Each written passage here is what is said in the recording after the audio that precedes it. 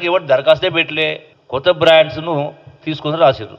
అసలు కొత్త బ్రాండ్కి ఎవరు దరఖాస్తు పెట్టుకోలే. ప్రజాస్వామ్యంలో ఎవరికైనా రైట్ ఉంటుంది, ప్రజలకు ఏది కావాలంటే అది ఎవరు పెట్టుకుంటాడు.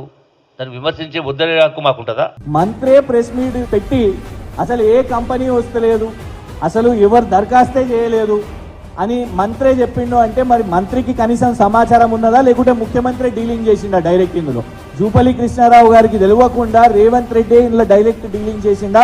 ఖచ్చితంగా జూపల్లి కృష్ణారావు గారు సమాధానం చెప్పాలి, ముఖ్యమంత్రి గారు సమాధానం చెప్పాల్సిన అవసరం ఉంది. ఎందుకంటే ఓపెన్గా నేషనల్ స్టాక్ ఎక్స్చేంజ్ కూడా తెలిసిపోయింది సోమ్ డిస్టిలరీకి ఇక్కడ బీర్ అమ్ముకునే కాంట్రాక్టు తెలంగాణ ప్రభుత్వం ఇచ్చింది వాళ్ళ వ్యాపారం ఇక్కడ చేసుకోవడానికి. మరి మంత్రికే తెలియకుండా అవుతుందా ఇది? దీని మీద కాంగ్రెస్ ప్రభుత్వం వాళ్ళు సమాధానం చెప్పాలి. దీని మీద ఖచ్చితంగా కూడా ఊరుకునేది లేదు. ఎందుకంటే తెలంగాణ రాష్ట్రం ఏర్పడ్డ తర్వాత కేసీఆర్ గారు ఇక్కడ ఇలాంటి బోగస్ బీర్ కంపెనీలను, ఇలాంటి అక్రమ మద్యం అమ్ముకునేటోళ్లను ఆ దందాలు కానివ్వలేదు. దీంతో కేవలం ప్రభుత్వ ఆదాయమే కాదు, ప్రజల ప్రాణానికి కూడా హాని ఉన్నది.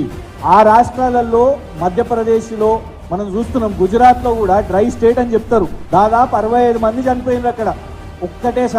ఒకటే రోజు 65 మంది కల్తీ మద్యం డ్రై స్టేట్ అయిన గుజరాత్లో తాగి చనిపోతే ఇవాళ వరకు కూడా దాని మీద విచారణ లేదు, అరెస్ట్ లేదు. మధ్యప్రదేశ్లో ఇట్లనే ఈ కంపెనీలు చేస్తుంటే రేపు తెలంగాణలో కూడా ఇదే పరిస్థితి తీసుకొని రావాలన్నా మళ్ళా రేవంత్ రెడ్డి గారు కాంగ్రెస్ ప్రభుత్వం. అందుకే దీని మీద వదలము. ఖచ్చితంగా ఈ కల్తీ మద్యంతో తెలంగాణ ప్రజలకు ఇబ్బంది కలగొద్దు.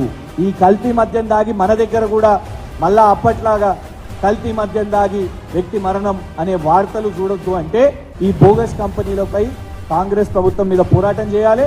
జూపల్లి కృష్ణారావు గారికి సమాచారం ఉందా, లేకుంటే రేవంత్ రెడ్డి గారు డీలింగ్ చేసిరా? ఖచ్చితంగా కాంగ్రెస్ ప్రభుత్వం దీని మీద జవాబు చెప్పాల్సిన అవసరం ఉన్నది.